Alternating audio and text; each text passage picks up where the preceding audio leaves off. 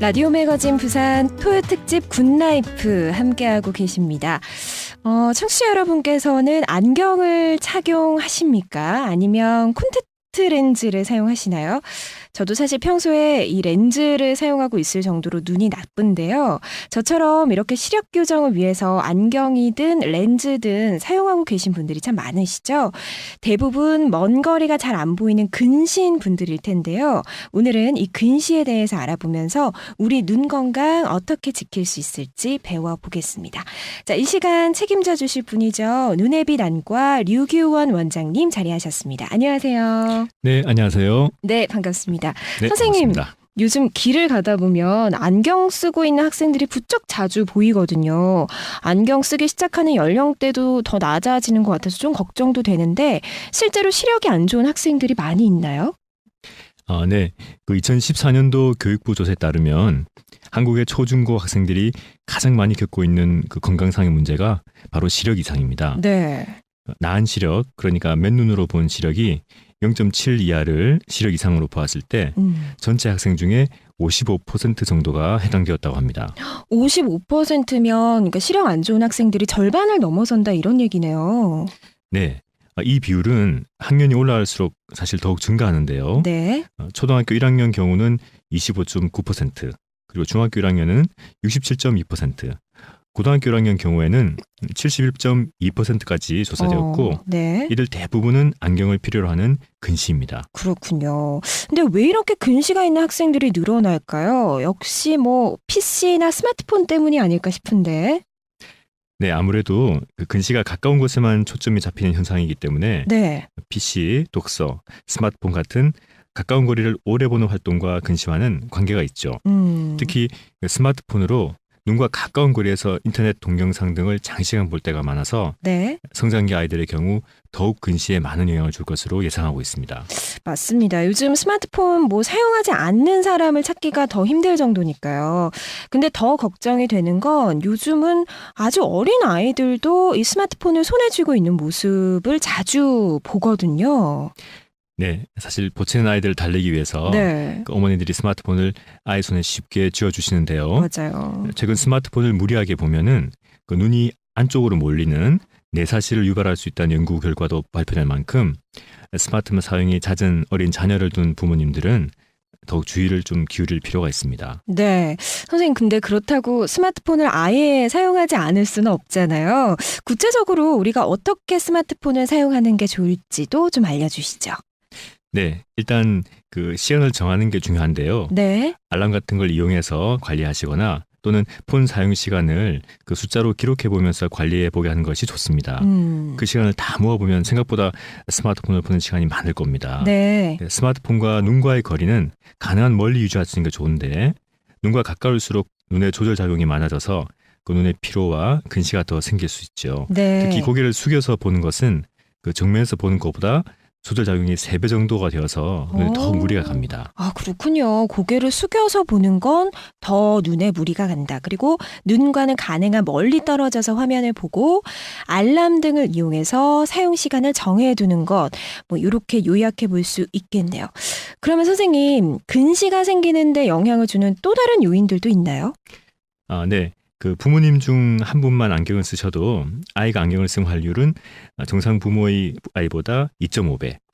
그리고 두 분이 다 눈이 나쁘신 경우는 4배까지 높아집니다. 그렇게만요? 네, 유전적인 요인도 있는 거죠. 네. 지역적으로는 교육열이 높아서 책을 보는 시간이 긴 한국, 싱가포르, 중국 등 이 동아시아권이 근시가 많이 나타나고 있죠. 네. 그 외에도 그 설탕이나 밀가루 음식 같은 그 단당류 음식을 많이 먹으면 네. 근시를 좀 촉진한다는 보고도 있었고 아. 또 검증된 연구 중에는 야외에서 햇볕을 쬐면서 보내는 시간이 줄어들수록 근시가 더 생긴다는 보고가 있습니다. 아, 이건 의외인데요. 근시가 야외 활동과 그러면 관계가 있다는 말씀이시네요. 네, 우리가 밖에서 기분 좋은 활동을 하면서 그 햇볕을 쬐게 될 때 네. 우리 몸에는 그 도파민이라고 하는 호르몬이 분비되는데 이 호르몬이 근시생을 줄인다고 알려져 있습니다. 아, 그리고 이 어두운 실내보다 밝은 야외에서 사물을 더 선명하게 자주 봐주는 것이 네. 또 근시를 줄이는 데 도움이 될 수도 있죠. 아, 그렇군요. 그리고요, 선생님, 이 근시와 같은 시력 이상을 미리 조기에 발견하려면 어릴 때부터 이 정기적으로 검사하는 것, 이것도 필요하겠죠? 네, 안과에서는 기본적으로 그 1살, 3살, 그리고 6살 무렵 시기에 검사를 권유하고 있습니다. 특히 어느 정도 안과 검사 협조가 가능해지는 만 3세 정도에는 그 원시나 부등시 같은 그런 굴절 이상 검사를 확인해 보시는 게 좋고요. 네. 초등학교 입학 전인 만 6세 정도에는 미처 확인이 안 된 시력에 이상은 없는지 검사를 권유드리고 있습니다. 네, 역시나 다른 질환들과 마찬가지로 눈 건강도 시기에 맞는 검사 꼭 필요하겠습니다. 그리고 또 한 가지 궁금한 건 많은 학생들이 안경을 착용하고 있는데요. 안경은 언제부터 써야 하는지 그리고 꼭 써야 하는 건지 그것도 좀 궁금하거든요. 네, 방금 말씀드린 대로 만 3세, 4세경에 시력 검사를 해서 그 근시나 원시, 난시가 발견될 경우가 있는데요. 네. 그렇다고 모두가 안경을 바로 써야 하는 것은 아닙니다.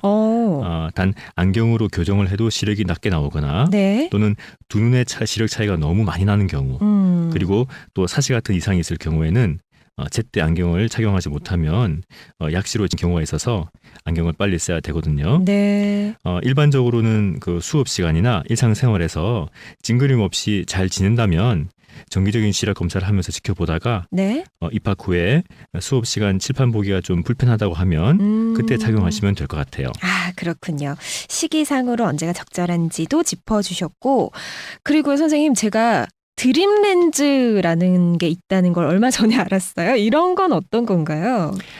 네.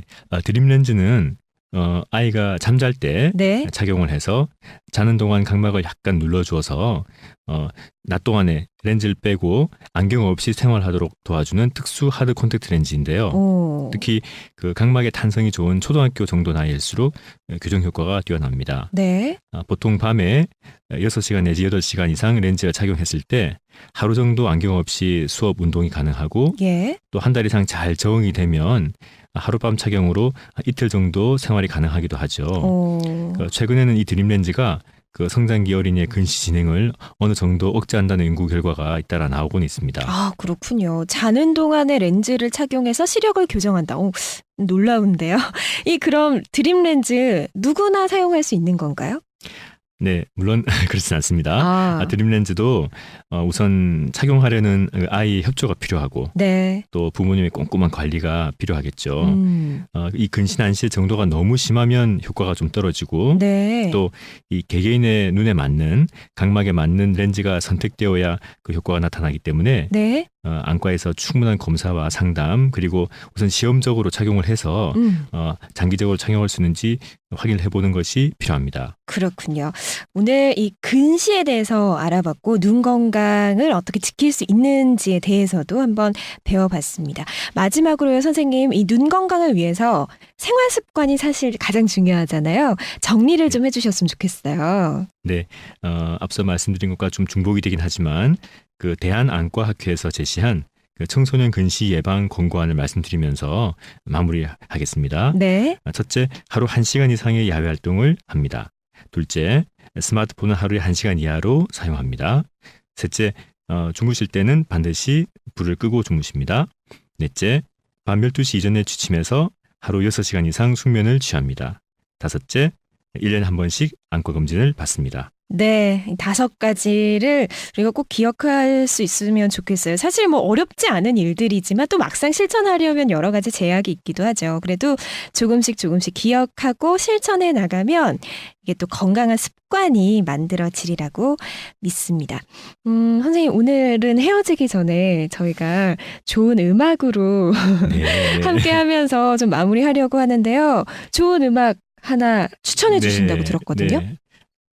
제가 이제 중학교 때 막 그 팝송을 듣기 시작할 때 네. 내용도 잘 모르고 마냥 이제 제목이 마음에 들어서 들었던 곡이 있는데 네. Eye in the Sky라고 네. 그래서 그런지 몰라도 지금 그 눈 아이를 다루는 안과 의사가 됐거든요. 아, 그 음악을 정하고 싶습니다. 네. 아이 인 더 스카이 이 노래 들으면서 눈의 빛 안과 류규원 원장님과는 여기서 인사 나누겠습니다. 선생님 고맙습니다. 네, 감사합니다.